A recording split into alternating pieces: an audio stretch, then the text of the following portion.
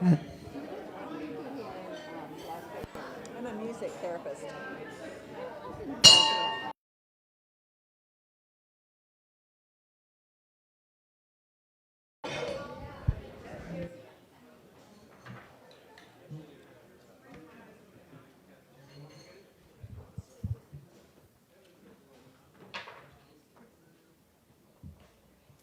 Welcome to the fabulous Las Vegas Rotary Club.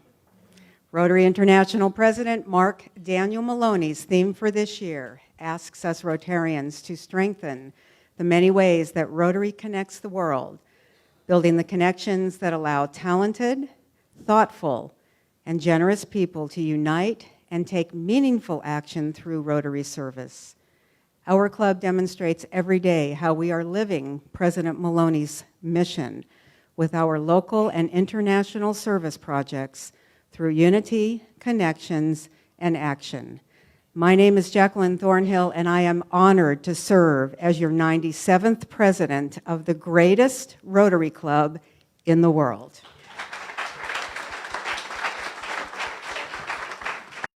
Comedy Hour debuted on CBS. In music history, in 1779, Francis Scott Key was born. He was an American composer, attorney, poet, and social worker. He wrote a poem called Defense of Fort McHenry that became the lyrics to the song, The Star-Spangled Banner. In U.S. president history in 1986, President Ronald Reagan was given a note by a freed hostage, the Reverend Lawrence Janko. The note was from his captors who still held hostages in Lebanon. And the quote of the day from none other than Mark Twain: politicians and diapers must be changed often and for the same reason.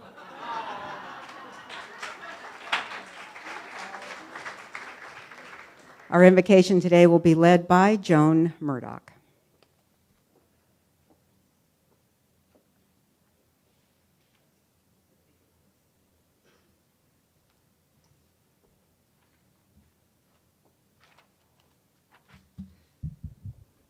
Good morning, or this afternoon. John Burroughs was a naturalist and a natural essayist. He lived between 1827 and 1907 and wrote many essay volumes. This particular saying is wisdom. He wrote about wisdom. One of the hardest lessons we have to learn, and one that many don't learn, is to look around us, look at the celestial, the divine, and the pure in the common.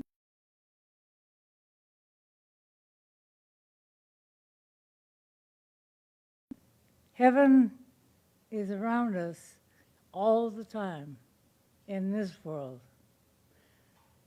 We Rotarians use something to help us learn this lesson. It's called the four-way test. Is it the truth? Is it fair to all concerned? Will it build goodwill and better friendships? Will it be beneficial to all concerned?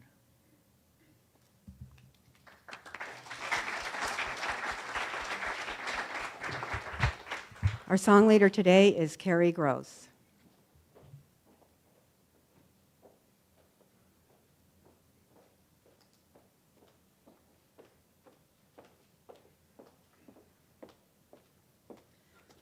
So for us locals, we're going to go back to third grade and sing Home Means Nevada. Home means Nevada, home means the hills, home means the sage and the pines. Out by the rocky silvery rills, home means Nevada. Is the Granada.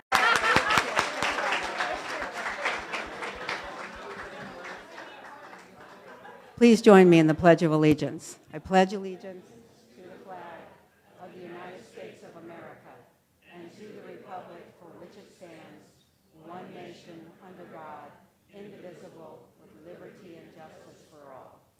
Please be seated. Our Sergeant at Arms today is Rose Filoco. Rose, are you ready to swing into action? I am ready. Okay. Going to do our introductions. Please hold all our applause until all our visitors and guests have been introduced. Please, everyone. Bob, we have international visitors today. Bob, welcome back, Mr. Traveler. We have from Turkey, Denise. It's going to say a couple of words, and then we're going to exchange the flag. First of all, of course, I'm so happy to be here at this meeting together. My name is Deniz Zeren. I'm from Turkey. I arrived to San Diego.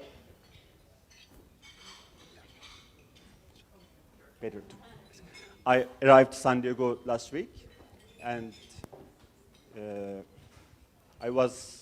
I graduated from school in San Diego, 1982-83, with my friend John. He's also from Turkey. He stayed in San Diego. I went back to Turkey. And now I came to visit him. And the reason I'm in Vegas is just to visit this great, wonderful Rotary Club of Las Vegas. One more time, thank you very much, President. It was so nice welcome to me. And I will bring with me so many good memories from this meeting to Turkey. Thank you very much again, one more time. Thank you very much. We're going to exchange the flags. And past President Steve Linder, you also have an international guest to introduce. My good friend from Paris, France, Chris Alfert, and his wife Anne in San Quentin. And thanks to his association with our Rotary Club and our family.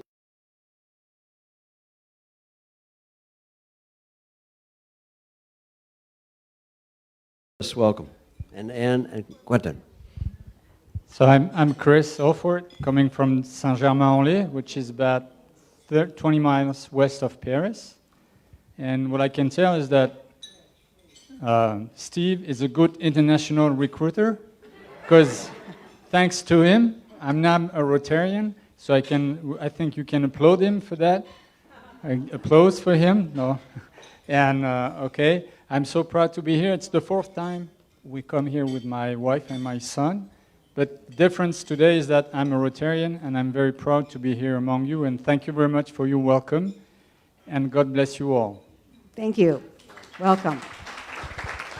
And Chris has a flag to present to our club.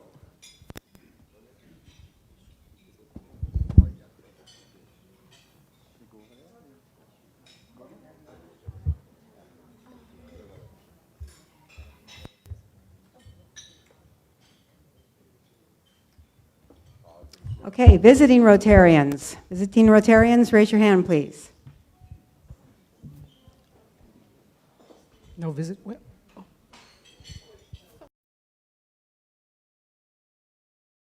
New York, and I am thrilled to be at the best Rotary Club in the world. Thank you. I'm so Thank glad you. you recognized that. So, and Thank you. And we have one for you, too. Jim.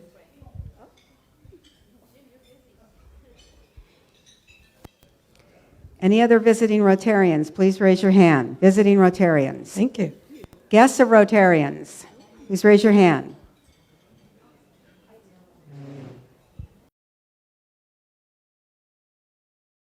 Losing my money. But my guest today is my friend, Jillian Hirschaway, and she is the production manager for the Legends in Concert, and she's been there for like 26 years, and she's been my friend for over 40 years. Anyway, she will give us some ticket if we have a raffle or whatever for the show. So anyway, I'm happy to have her here. Thank you. Thank you. Any other guests of Rotarians? Guests of Rotarians.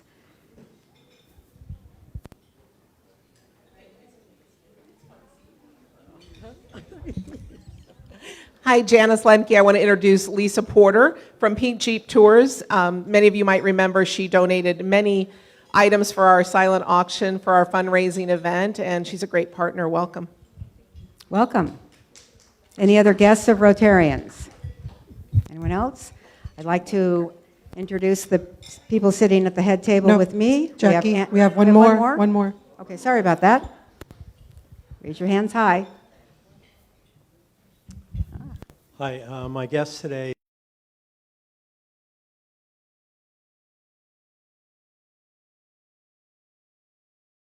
and she went up to Tom's and we had a really nice time there. It was great to get away from the heat, so I will let. Welcome. Any other guests of Rotarians that I missed? I'd like to introduce the head table, please. We have Andrew Bennett, the public.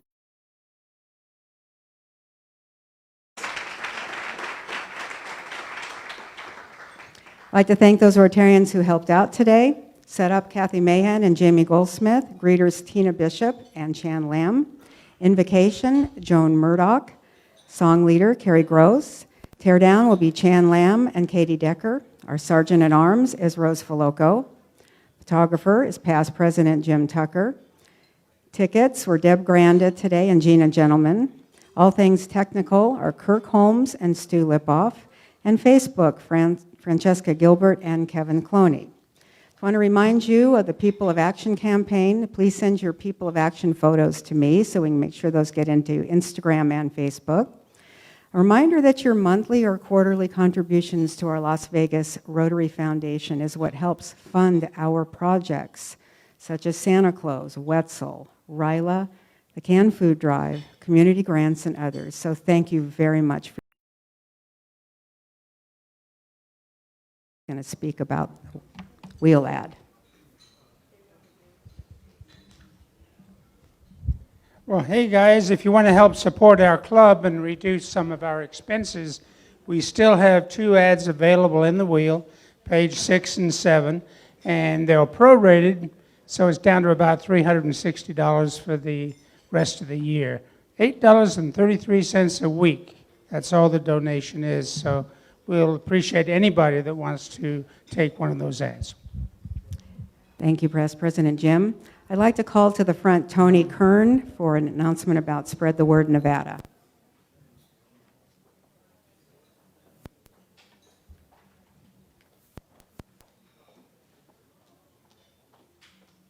Thank you, President Jackie. Now's the time for us to start thinking about participating in the mentor program, the Books with Buddies. It will be starting up soon in September. For those of you that are new to the club or have not participated in the program but are old members of the club, now is the time to start thinking about it. It's basically 1 hour a week commitment during the school year, and there is an option to buddy up with someone where you can share. I did that with Jackie as well as Tina, so it's not an every week commitment. There are 6 schools that will be participating in the program. 3 of the schools will be starting during the week of September 16th. 3 will be starting in around September 23rd. Those schools are Red Rock, Ronau, Taylor,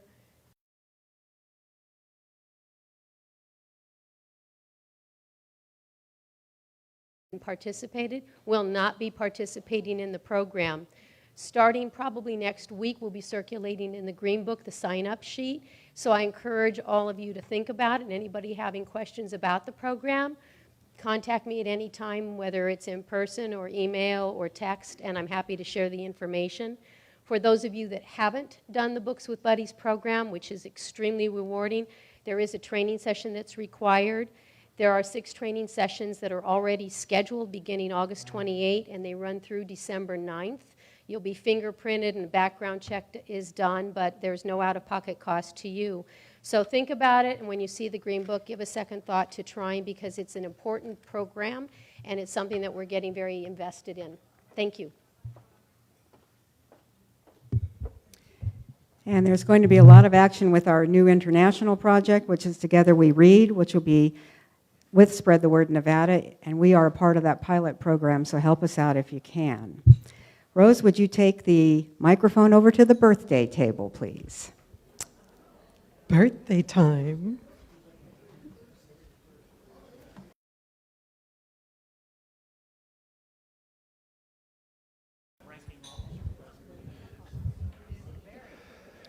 President Jackie and fellow Rotarians, my name is Jim Cole. You probably remember me. I joined this club when Bill Clinton was president, and that's about all I got to say. I've really been happy to be here, and thank you so much for letting me serve. Andy Kuniyuki, I can just let all of you know that I have become of age, so I can legally do anything I want. Richard Jost, I'm actually not an August birthday, but I'm trying to learn everything I can from past President Jim Cole prior to becoming the president next year. So I thought I should sit here with him. Okay. Wow, that's a good story. You can tell he's an attorney. So now it's time for my story. Past President Ginger. I'm not an August birthday, but starting in May, I decided to try out all the birthday tables to see what the best birthday group is. And this is the best birthday group this month. Okay. It's not my birthday either. I just thought it'd be really neat to crash the party and hang out with all these, with the past president, two past presidents, and the incoming president, so I can soak in the wisdom and see if it's, it's worth it to get involved in other Rotary things. I don't know. That's my story. Okay, before we sing the birthday song, President-elect, let's have everyone stand up for a picture first of all. The actual birthdays, please. Meanwhile, President-elect Richard Jost, stand up, please, along with past President Ginger Anderson and Kim Nyoni. Would you all please stand up, please? Thank you for those wonderful, wonderful stories. Thank you for each of you for your $97 contribution to the Las Vegas Rotary Foundation.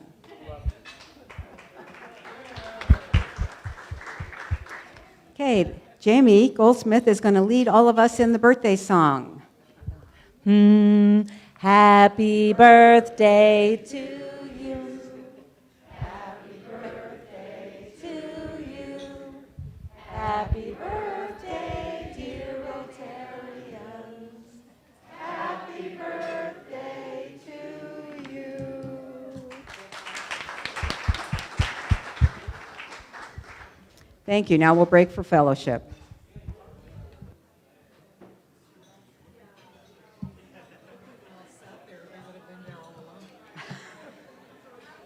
They still? Okay.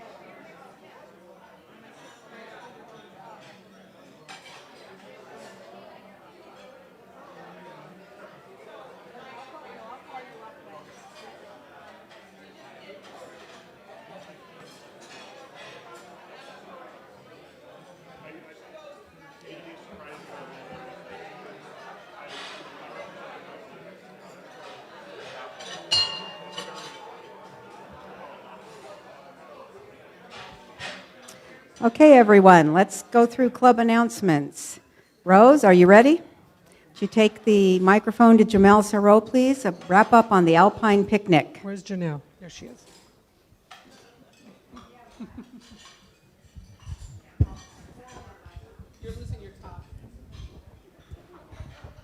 Good afternoon, President Ms. Jackie Thornhill and fellow Rotarians. I just want to have a recap of the Alpine picnic. So far we had like 56 adults and 13 kids showed up at the Alpine picnic, which is a good number of people who showed up at the Alpine picnic. I would like to thank Tom Thomas for hosting the event, and people who actually showed up and bring food to share with the rest of the Rotarians. I'd like to also mention those people who actually help. Russ Swain, Brian Sorrentino, Dan Adamson, Kathy Dalvey, Rosalie Hendrick, Deb Granda.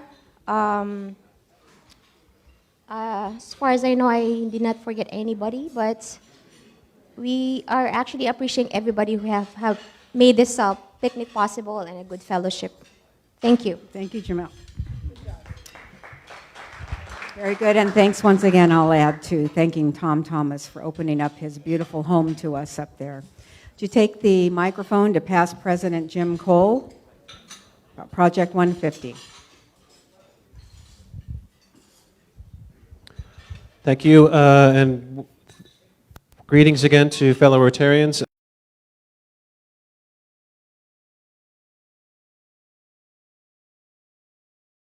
So if you could please pick up some clean socks, clean underwear, clean bras, and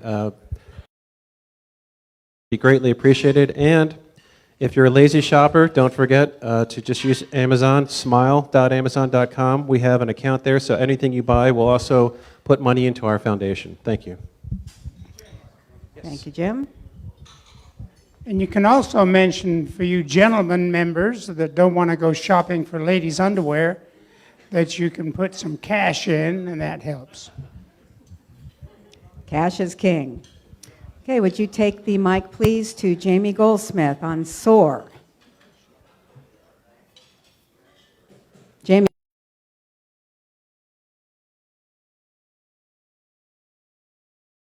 Hello, fellow Rotarians. Please mark your calendar for September 16th at 8 a.m. at Las Vegas City Hall. We will be honoring first responders in Southern Nevada.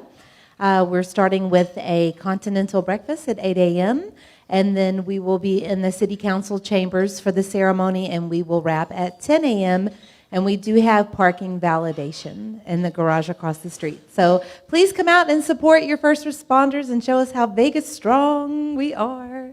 Thank you. Thank you, Jamie, and it is a magnificent ceremony. Okay, next take the mic to Kim Nyoni, please, about Wine to Water. I feel like Vanna White from one end of the room to the other. I'm making you walk. Hi, everybody. So Stu Lipoff and I are glad to be working together on Wine to Water this year. For those of you who like wine or have friends that like wine, August 15th, we'll be gathering at Jerry Engel's house at 5:30 to enjoy wine and companionship. And the objective of this whole Wine to Water thing is to raise money to support Rotary-based water projects. As you know, water is an important subject for us Rotarians. So we're going to be doing 2 or more of these every year, beginning with August 15th. So there's a sign-up sheet in a green book. Please sign up, and we hope to see you there. And, it's $10 per person, so. Kim, you can hold on to the microphone for a minute. We've missed you the last couple of weeks. Where have you been? Oh. Well, I was fortunate enough to be selected to attend Harvard University's Graduate School of Education for an executive education program that's tailored towards university administrators. So I was with 91 of my friends from 91 different universities, I being the first one from Nevada, yay. So we learned a lot about how we can be purpose-driven leaders that can come back and help our university be better. So that's what I was doing. Congratulations. Thank you. And for the second time today, I'm sorry, but you're fined $97 to the Las Vegas Rotary Foundation. Thank you Gladly very do much. so. Okay, today's raffle drawing is $2,293 plus today's take. Ticket number to draw the Joker is 544-1174. 544-1174.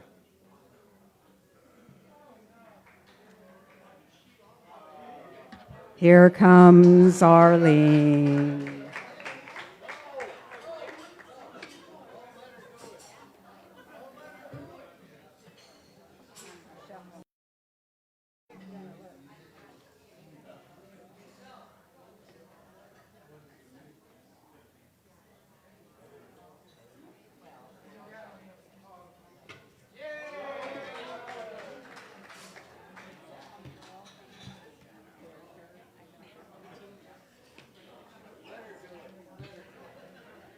Congratulations, Arlene. For the Lowry Bucks, 5440915. 54409. Pause and smile.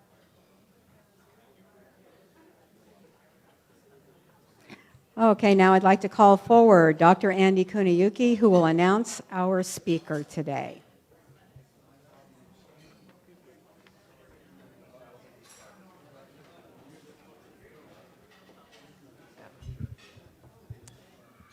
If you see what we have put on the wheel that describes, when I saw that article published, it brought me to tears. I want to call Lynn Ford to give you, beyond what we have in place, to give you a sense of who he really is, and I invited her to tell us about choice things if she wishes. So Lynn. Thank you, Andy. I'm Lynn Wetzel. I'm the Director of Marketing for Curve and Don't Communications, and we've been working with Andy to coordinate Andrew coming here to speak. So thank you for having us. We appreciate all the work that you all do in the community, and we appreciate the fact that your mission is to really educate and improve the community, and there's no one that is more passionate about that than your guest speaker for today. I've had the pleasure of working with him for the past 2 years to educate Nevadans on how to keep folks safe on our roadways. And so he is here today to answer any questions and to provide that education and share that with you all. Please welcome Andrew Bennett, who is the Public Information Officer for the Nevada Department of Public Safety, Office of Traffic Safety. Thank you.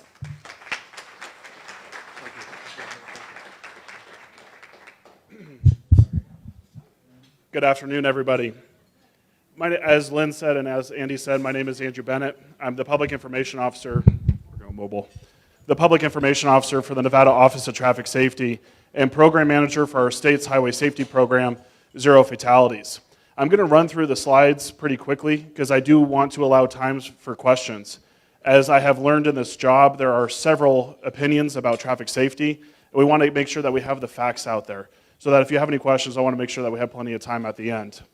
The mission of the Nevada Office of Traffic Safety is to eliminate serious injuries and fatalities. And received in this job is why zero fatalities. And I had my boss recently explain it at the legislature better than I ever could. And it's the idea that when you leave your house in the morning, you have a reasonable expectation for today. And why I fight passionately for zero fatalities is because unfortunately my family received a knock on the door 10 years ago from the Nevada Highway Patrol and informed us that my family would not be reaching zero fatalities that day. And so when I say that I've been in traffic safety for a decade, I start with my time from that knock on the door to today. And it's so important that we understand that traffic safety has to be preventative. We can't react to traffic safety. Everybody drove here today, or walked here today maybe, but everybody goes from point A to point B at some part of their day.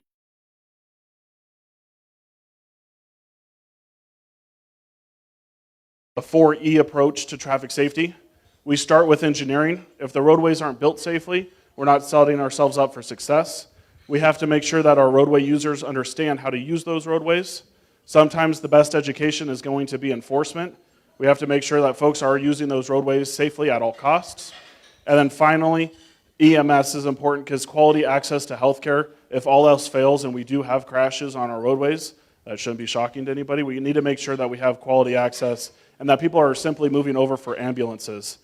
That's something that's simple that everybody can do something safely today. One of the words that I'm not going to say today is accident. We believe that there is no such thing as an accident, as 94% of crashes are caused by human error. Okay? A falling tree might be close to an accident, but then I would ask what city was responsible for maintaining that tree. Okay? Every single crash can be related to a human behavior error for the most part. There's a few quick GIFs in here that I'll walk you through. This one's pretty simple. Okay, we all see this guy on our commute almost every single day. Someone passing us on the shoulder.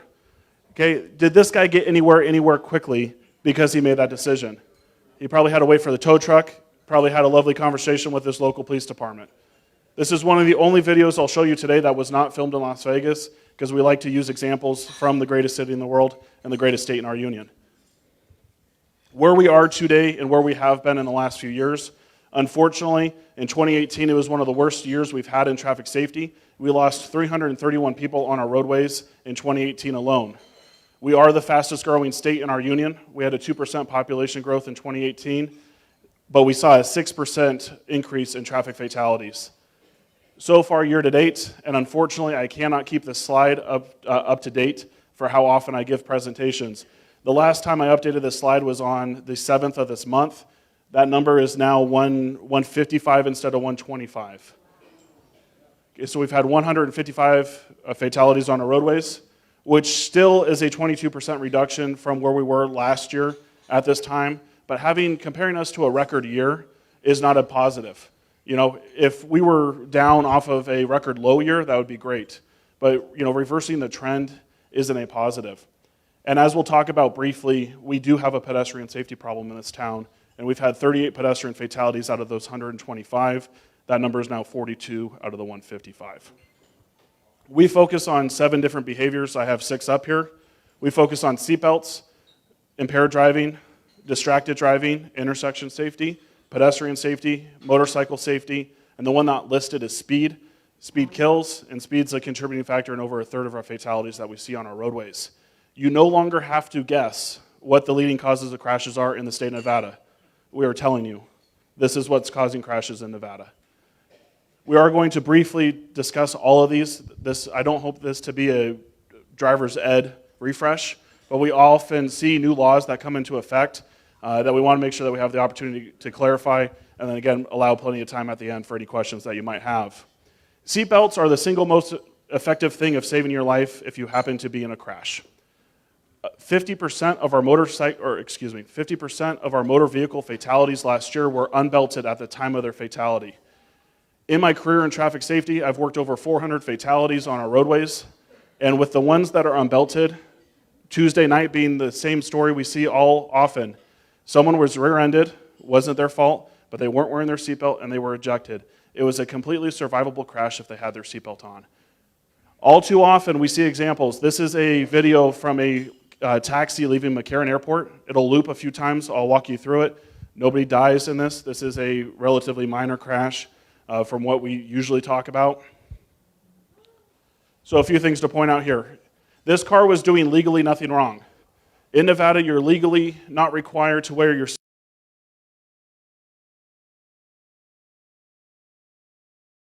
This car was going through a green light, someone ran a red light and T-boned them. T-bones are very dangerous crashes. A few things I like to point out here. When we ask why people don't wear their seatbelt, we either say that it's uncomfortable or they forget. The uncomfortable argument, I think, is proven with this video. And then the other reason we hear is that the airbag will protect me. Real quickly, I want you to watch this. What happens first? Does their head hit the window or does the airbag deploy? Their head hits the window before the airbag is deployed. Airbags only work in conjunction with your seatbelt. The airbag can't guess where you're going to be. That airbag was designed for this passenger. We do have a law in the state of Nevada. You are required to wear your seatbelt.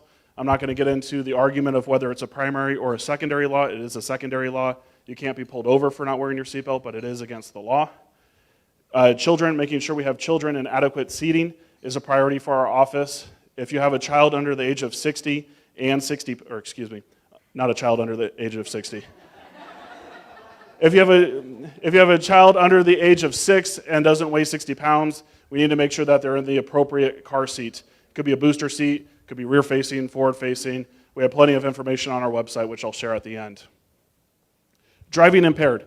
Last year, out of those 331 fatalities that we had on our roadways, 186 of them involved an impairment. These impairments is not just alcohol anymore. We see a problem with alcohol, we see a problem with marijuana, we see a problem with prescription drugs. And we'll break those down if I have time.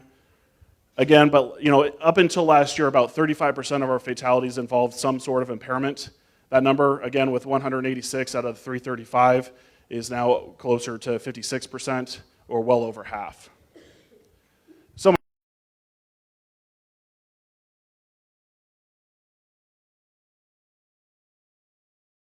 Marijuana usage a little bit.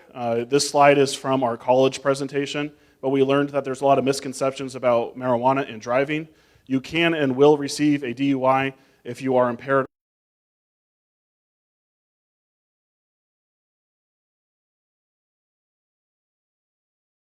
I'm sure that doesn't mean anything to anybody.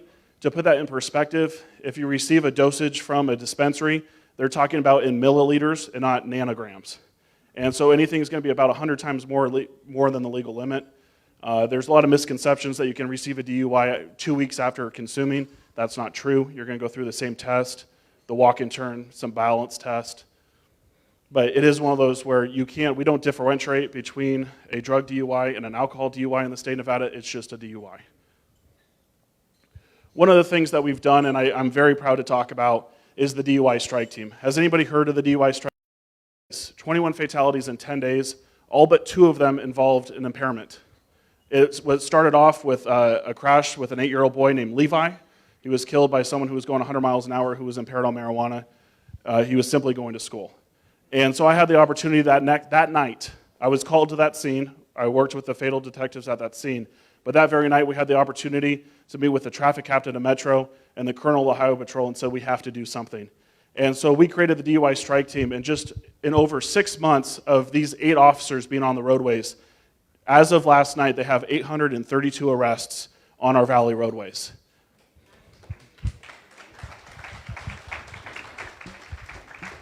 And again, that's just 8 officers dedicated towards this. They're out in unmarked cars, and they will find you, or they will find anybody who's driving impaired. They're very, very good at their job. It took them 152 days to get 500 arrests. In that 152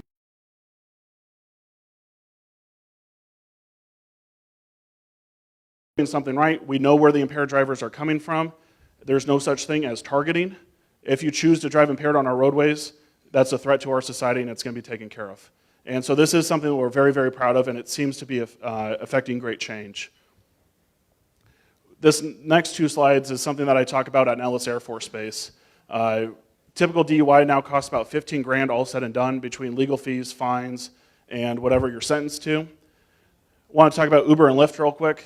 To go from the M Resort, which is on the furthest south side of town, to the Nellis Air Force Base, which is almost the furthest thing north, is only about $28 in a Lyft, $30 in an Uber. Taxi, it's a little bit more, it's $72, but it's still less than that 15 grand. So when we're talking to the airmen, there really is no excuse to get behind the wheel impaired these days. Fun fact, you can go from Las Vegas to New York City in an Uber for less than 3 grand. That's still cheaper than that 15 grand. Distracted driving. We've been filming a PSA the last few days, and we've been asking folks, what do you think the leading causes of traffic fatalities in Nevada is? The amount of people that said distracted driving, it's not as big of a problem as people think. Out of those 331 fatalities, only 15 were contributed to distracted driving. Okay, it is a problem. It causes minor crashes more than it causes fatalities, but it's still something we have to talk about. There's plenty of different distractions that can distract you behind the wheel. Question I often get is, can you get a distracted driving ticket for eating or drinking? Yes.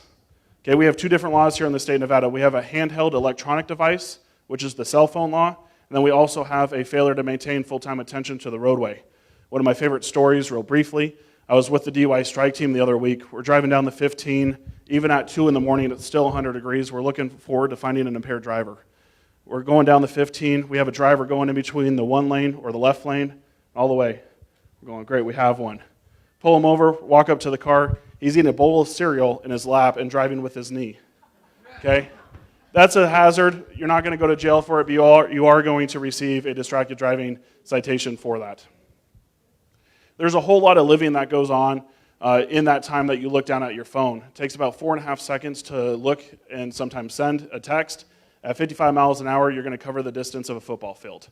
This next video is a little much. It's not graphic necessarily, but it is a car crash. But there's an important lesson to learn.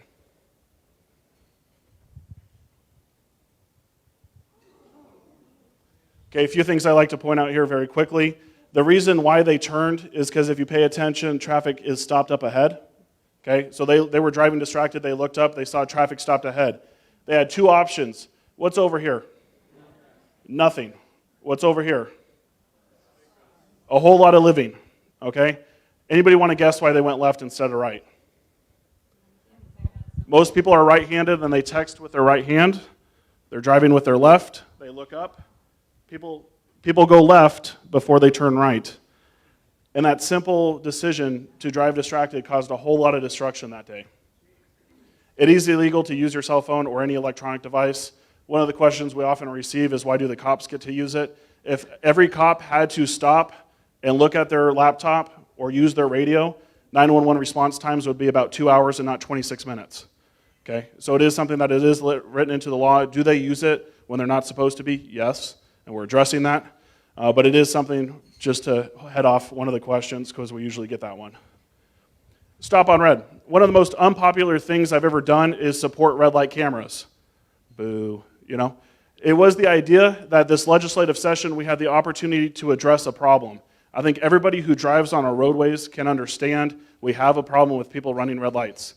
And it's not one or two, it's 3, 4, or 5 taking that illegal right or that illegal left turn now.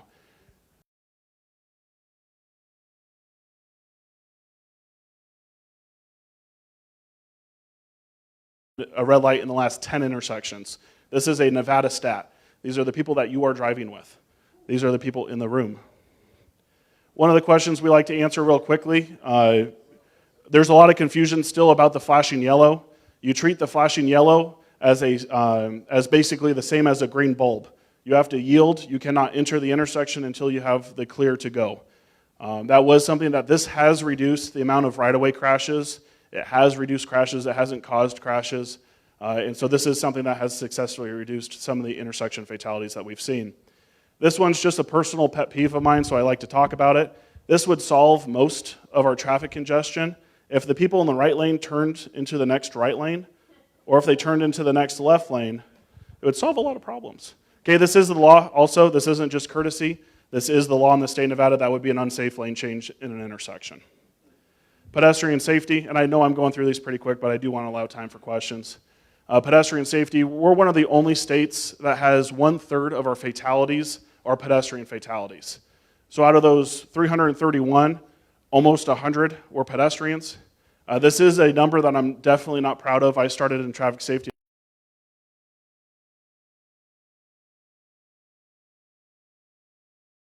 Still not celebrating it because that's 81 folks that did not go home safely at the end of the day. We're very, very blunt about pedestrian safety at our office. Pedestrian safety is a two-way street. Okay, we have to make sure that the pedestrians and the drivers are both responsible for safety. Pedestrians need to be crossing where they are legally supposed to. Drivers need to make sure that they're driving sober, not driving distracted. When we talk about pedestrian safety, folks often think that it's their kids going to school. That's not the case. The number one demographic of pedestrian fatalities is males 46 to 55. We see a lot of these on Flamingo, right out here. We see a lot on Boulder Highway. We see a lot on Tropicana and Maryland Parkway as well. One of the number one things you can do is wear bright clothing if you choose to walk. Whether it's in your neighborhood or whether it's down one of the major streets. This is a picture from a few years ago when the gal jumped to the curb on the strip and hit a bunch of people. I'm the Jolly Green Giant in the middle. You can see me. There's about 13 Metro officers standing there that you can't see. Wearing reflective clothing is one of the easiest things that you can do to help protect yourself if you happen to be walking, which you should. We have a beautiful community.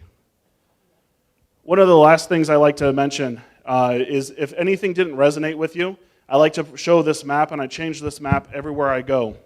For those of you who do not notice this real quick, this is Flamingo, this is Howard Hughes, this is Paradise, this is Koval. It's about a block and a half in each direction.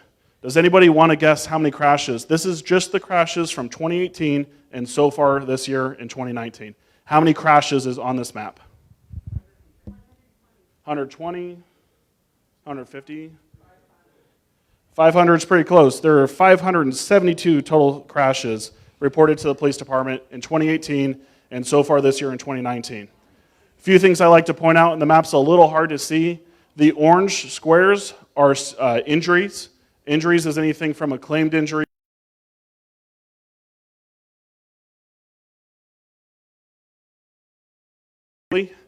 60 of these out of the 572 were caused by impaired drivers. 21 of them were caused by distracted drivers. 99 was failure to yield the right-of-way, so someone who turned when they weren't supposed to. 121 involved speed. It's a very fast roadway to begin with. We have very fast roads here in Las Vegas. Go the speed limit. 52 were hit and run, and out of those 52, 51 were caught. So many props to Las Vegas Metro on that one. The 2 fatalities were both pedestrians, unfortunately. One was the pedestrian's fault, one was the driver's fault. Again, demonstrating the purpose that we need to make sure it's a two-way street. The youngest driver was 13. You cannot drive at the age of 13, but the youngest driver was 13. The oldest driver was 7.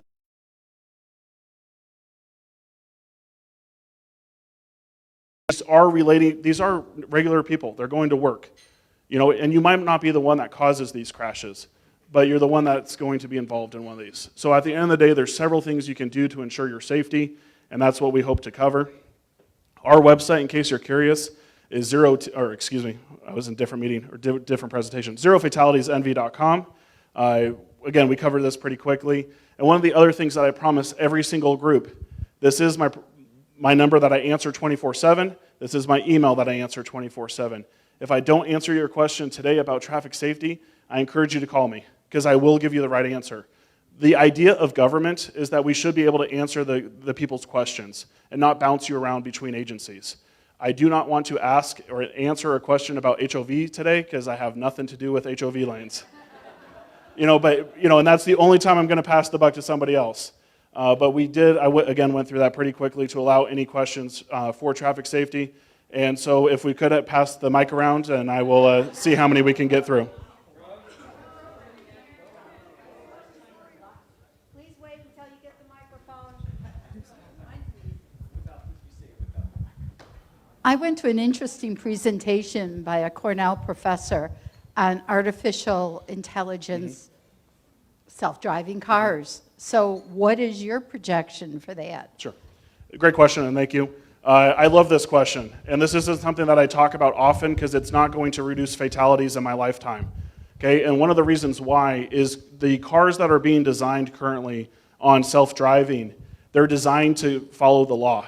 Most people who drive don't want to follow the law, and they're going to get frustrated when they're actually going 45, and they're going to break the law.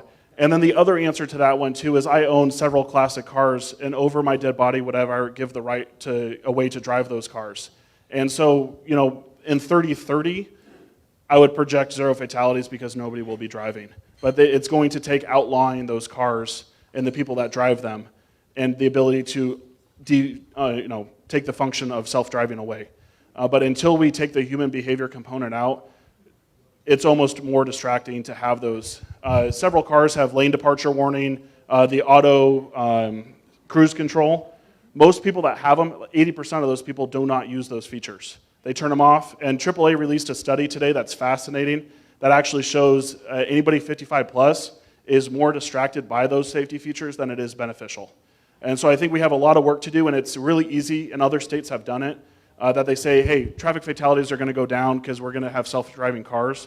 We need to focus on what's happening, and that's the behaviors that were on the screen. Great question. Hi there, I'm Rosalie. My question for you is, are your efforts of what you're doing going to help us with our insurance rates for automobiles in Nevada? Absolutely.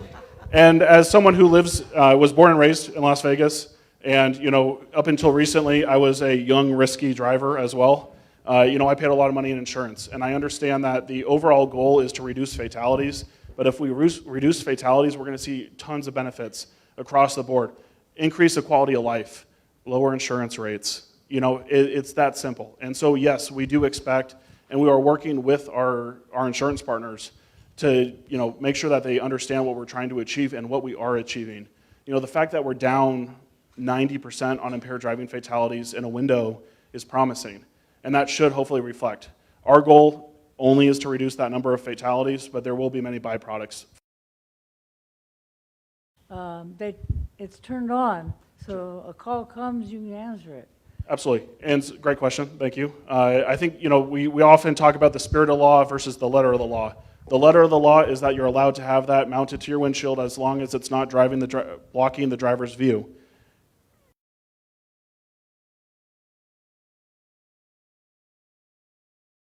Is a distraction. Talking to passengers is a distraction. We're asking folks to drive a 2-ton vehicle down the roadway at times. We want to make sure that they focus just on that driving. I would rather see it mounted than not in their hand, but I would like to get to a day where there is no distractions behind the wheel, but that's about as possible as 0 fatalities. So to be honest, so we're working towards it, but again, I believe that was an improvement in the right direction. Thank you. Andrew, what about mad mothers? Are they still around? Mothers Against Drunk Driving, yes. Mm-hmm. And what if we see somebody that is not behaving correctly? What do we do? Absolutely. And I usually try to cover that one because that is a great question. We do ask you that if you believe that you're behind someone who's impaired, and there's a few things to look for: swerving, no headlights, heavy acceleration, heavy braking, you should call 911, not 311. Call 911, or if you're on the freeway, call star NHP. That's our dispatch number. You'll get directly to a NHP dispatcher. But with that strike team out there, the bulk majority of those arrests came from citizens calling them in. A little controversial, but I'm going to talk about it. The North Las Vegas chief that was arrested for DUI the other day was someone who called him in. Okay? And it only took 18 minutes, which is pretty good for the Highway Patrol, to catch up to that vehicle and conduct their investigation. So we do encourage you to call 911 or star NHP to report a suspected impaired driver. I have a question on red arrow, turn lane. You have all red lights, but there is turn lane, red light, but an arrow. What does it mean? Sure. Can we take a left turn there? No. Red means stop, and that's pretty clear. Especially with the red arrows, if you're trying to turn right, that doesn't mean with the red arrow, you're not allowed to take the right on red at that point. If it's a red arrow, just like if you have, or unlike if you have the red ball, you can't take that right on that red. If it's a red arrow, you can't take that right. You can't take the left either if it's a red arrow. Only time you can turn left on an arrow is if it's green or if it's flashing yellow. Those are the only 2 times you can take that left turn. Then why do they have a red arrow for a turn lane? So you see the red arrows a lot. This is a little bit more engineering than I'm used to, but a red arrow means that you can have the possibility of a green arrow, which everybody likes a green arrow because you're not yielding to folks. But you also see the left, or with the left turns, you see the red arrow if there's a double left turn lane, because you can't have a red ball there because that wouldn't make sense. You have to have if it's a double left turn, you have to make sure you have the red arrow. That's confusing to me. Sure. Really simple. Green means go, red means stop. Hi. Thank you for coming to talk to us. I really appreciate it. For those of you who haven't gone through this, it's a statistic until it happens to someone you know. And one of our family friends lost their 19-year-old son a few months ago to an impaired driver who T-boned.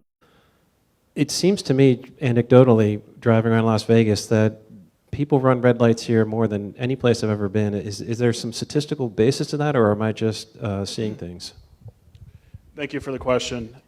One of the studies that our office has done that I appreciated was one of the questions that we often receive is, does Las Vegas have more DUI drivers because it's Las Vegas, because it's Sin City? The answer is no. We have the same amount of DUI drivers that Topeka, Kansas does by population. And so we looked across the board with all the behaviors. The only place that we really spike with fatality rates because of violations like running red lights is pedestrians. Nevada has a pedestrian safety problem, but across the board, whether it's intersections, impaired driving, distracted driving, by population.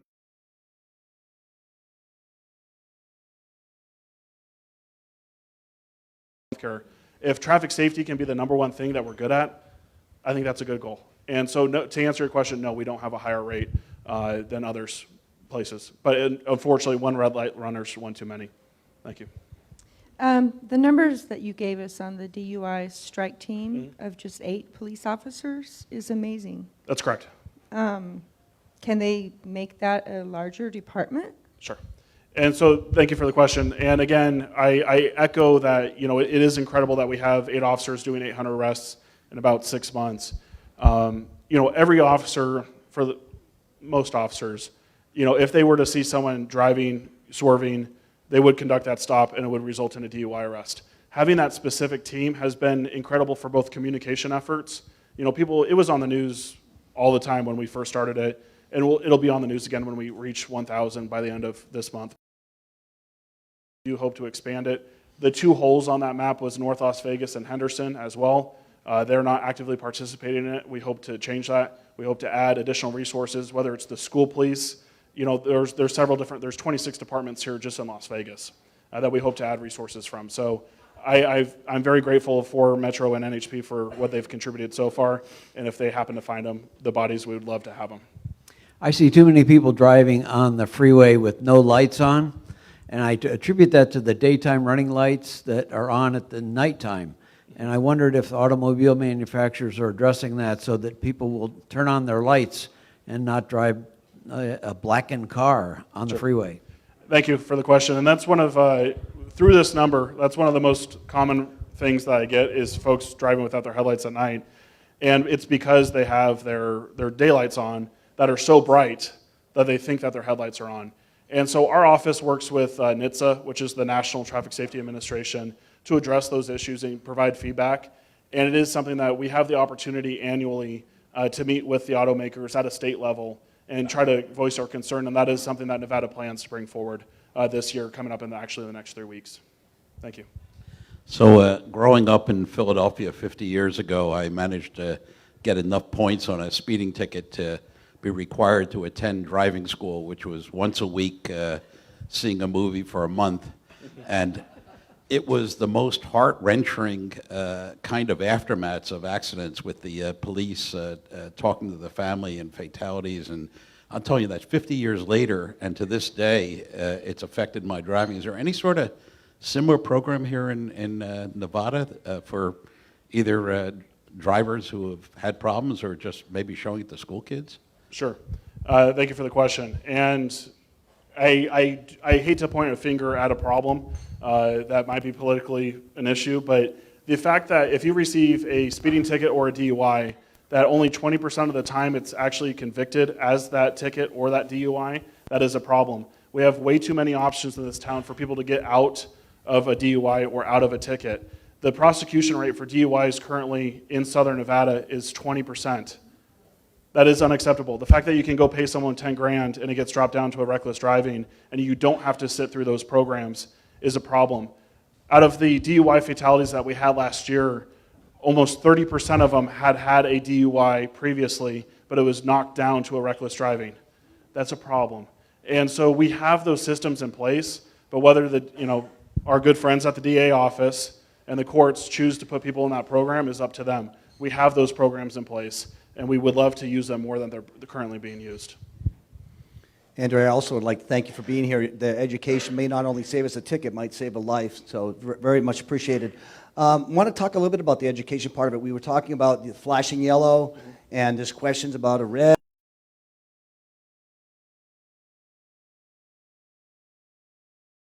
40 years ago, and we took our tests, and we haven't received information about the flashing yellow, and we haven't received this kind of information. Are there any pamphlets, or could we do a mailer to everybody when we have something new like that to educate us? I think that would help us a great deal, because I'm not going to throw anybody under the bus at my table, but it seems like a lot of us on the flashing yellow will pull up into the intersection, waiting there for it to clear if we see a few cars coming, and then make the left. And when you say you've got to wait at the line, it makes sense, but education would help that. Great, and thank you for the question. One of the bills that we're very pleased with that was passed this last legislative session addressed the reoccurring education component. And so the DMV, in conjunction with my office, is now required to educate the public about the changing of the laws. And I think one of the most efficient ways we're going to do that is including every time that you renew your license, we're going to push out information. But that's one where, the state can't take all the workload. We need to make sure that, when you have that license, you're responsible for knowing those laws. And so the easiest thing to do is between the DMV website and our Zero Fatalities website, we have already updated it for the new laws that go into effect October 1st. The biggest one being that moped riders are now required to wear helmets starting October 1st. And so the website's the easiest way for us to do it. That doesn't mean it's the greatest way to do it, but it's the most economic way of doing it for us. And so the websites, DMV websites, and our website is your best bet. Thank you. I'm in the real estate business, so from time to time we see developers trying to develop a corner and they want to put a light in and the jurisdictions won't allow it because of warrants, and which basically means some people have to die there before they put that out. Is that something you run into or wish to address? Sure. So one of the requests for information that I received recently for anybody on the Henderson side of town was when they put in the Costco on Amigo and St. Rose. There was a lot more traffic on Amigo on the north side of St. Rose than we had seen in the past. And, we have that map of the crashes in real time. And again, sometimes it's difficult to find the person to talk to, and so someone might be saying no that doesn't have the authority to say no. And if you guys ever have any questions about crashes at your block, I'd be more than willing to pull those data requests. I do about 30 of them a day because it takes me just a few seconds. You get a map, just like I received, I showed you guys today about this location. I'll send you the raw data, I'll send you the map, and I'll help you point you in the right direction for the city or the county. Last question. Does your department work with NDOT in terms of the traffic safety? And if so, is there some standard by which they operate? Have 5 dead people before they put in a traffic signal? Sure. So I'm not saying sure to the 5 dead people. One of the things, so yes, our office, and I usually talk about it, but I deleted the slide today for time, is our office, or the Department of Public Safety works very, very closely with our Department of Transportation. The relationship that we have with the DOT is a national model. We're very, very proud of our relationship with the DOT. The DOT is responsible for very few local roadways. They're responsible for the major ones, 160, which is Blue Diamond, Boulder Highway, exactly. And so it is one, but like even Boulder Highway and Blue Diamond now are split up between 4 jurisdictions, no matter, depending on where you're at. And I think the work that they've done on Boulder Highway, it took a second, and there was several fatalities during that process. But Boulder Highway used to be one of the deadliest roads in America, especially with pedestrian fatalities. There was one year that there was almost 18 pedestrian fatalities on just that one road. None so far this year because of the infrastructure that they put in so far. The problem is infrastructure is very expensive, and they got to make sure that they put it in the locations. There is not a quota of crashes, but it is a component in their decision. The number one thing that you can do to affect change in your community is share your voice. Call the director of the DOT. And I'm sure she'll love that I said that.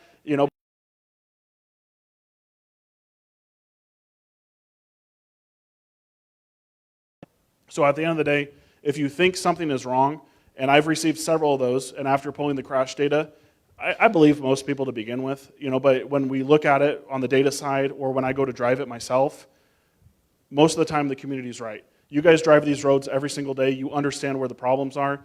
You have to make sure that the people that are here to develop those roadways and keep you safe are aware of the problem. So with that, thank you so much for your guys' time. Andrew, thank you very much. Very timely information. You can see our members are very interested in the subject matter, so thank you very much. I'd like to present you with our Share What You Can award, which means we're going to make a donation to the local USO in your name. Thank you so much.